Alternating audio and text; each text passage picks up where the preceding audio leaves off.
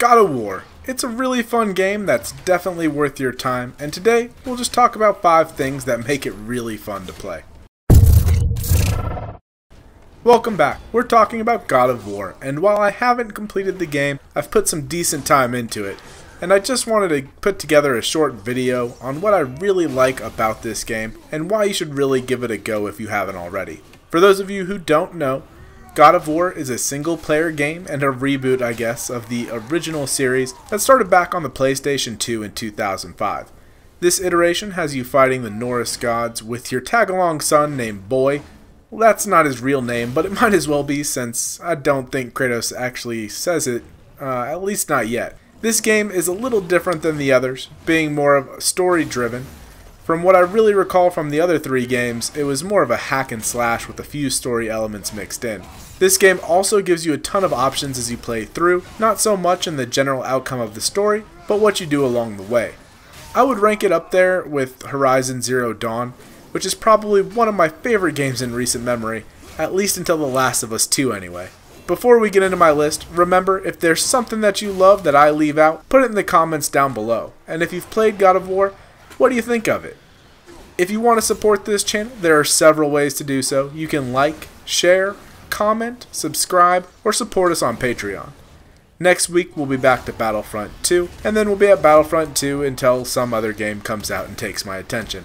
The first thing that I really love about this game is really just the story. The story flows, and so far hasn't really hampered the gameplay at all. While yes, there are some rather long cut scenes at the start, I was interested on what was going on. As you progress, you get little side stories and lore as well, which I really like and enjoy. And when I was younger, I really didn't care so much about stories, but now games have amazing stories that rival most movies and much longer than any movie could be. I find that story-driven games like this keep me hooked until I've played it all the way through, and I just really like it about this game, and it's definitely something that I'm trying to play through at least once. Second thing I love is the combat system. The combat is smooth, and the changing targets is rather simple and intuitive. I don't have a problem going from one target to the next, and the abilities have some really cool effects for the most part. There are a few finishing moves that seem a little lackluster, or the graphics just seem a little off compared to the rest of the game, but overall, you can use the ruins and it looks great. The combat also has a shield which adds a much more defensive nature to the game, and I don't recall that being in the other games. And it really makes the fights a little bit more challenging and more than just a dungeon crawler. While in combat, you can use Boy to help you by controlling his arrows that he shoots and where he shoots them. This is great since it's not just a random AI standing around doing nothing, but you can actually use him to help you. I don't like that I can't seem to finish anyone off with him, and it seems like only Kratos can really land that killing blow. The third thing is that there's plenty to do. The base story in this game takes about 24 hours to complete, and that's of playtime. And there's realms that really have nothing to do with the main story as well. If you play for everything to unlock or just the trophies, you could easily sink 50 hours plus into this game. And that's great. I don't have the fortitude for it, but for those of you who do get all the trophies, I tip my hat to you.